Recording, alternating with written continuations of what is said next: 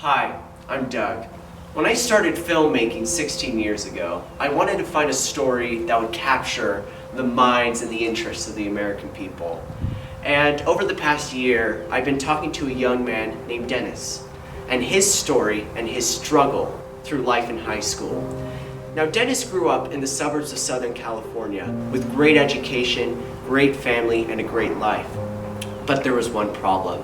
He had a fear, and a big one too. A fear of reading. To this day, Dennis still does not know how to read.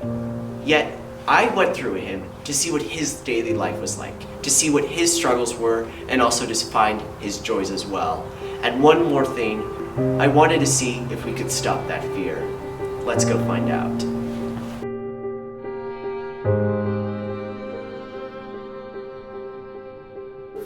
At school, Dennis is called Bibbly Boy. No, nobody calls me that. Shut up, Bibbly Boy. To get to know him better, I decided to sit down with Dennis. We had a little talk.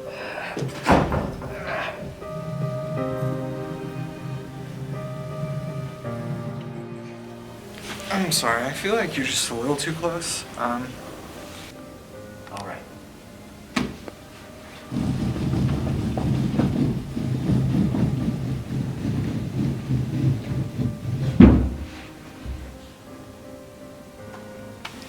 He knew.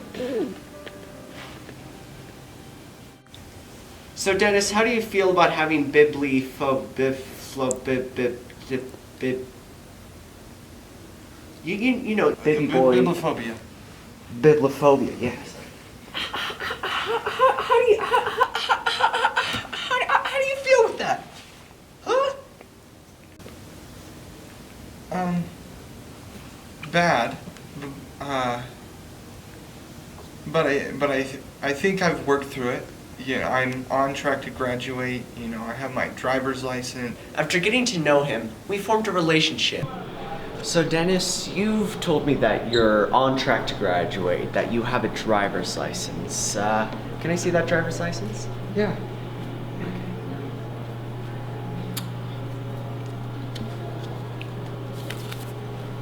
This is a Taco Amigo gift card. Dennis has a real problem. Dennis has told me that he's had really good grades, straight A's even. Well, I wanted to see what the truth was, so I asked his counselors.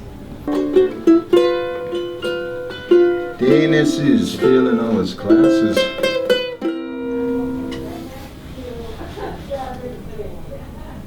But now comes the most important challenge of Dennis's journey, facing his fears.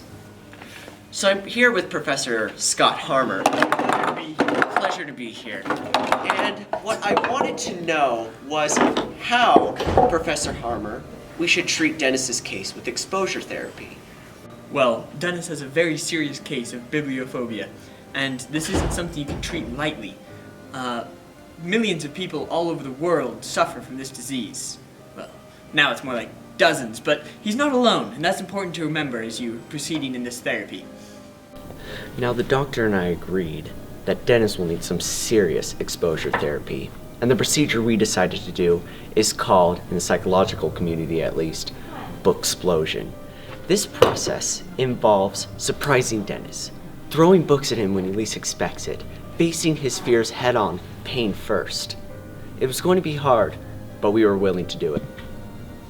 Knowledge is power!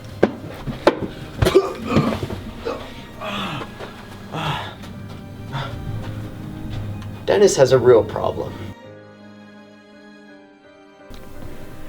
Due to circumstances unbeknownst to us, Dennis refused to be included in the rest of the picture. We'd like to thank you for joining us on this journey of knowledge, of learning, and most importantly, of friendship.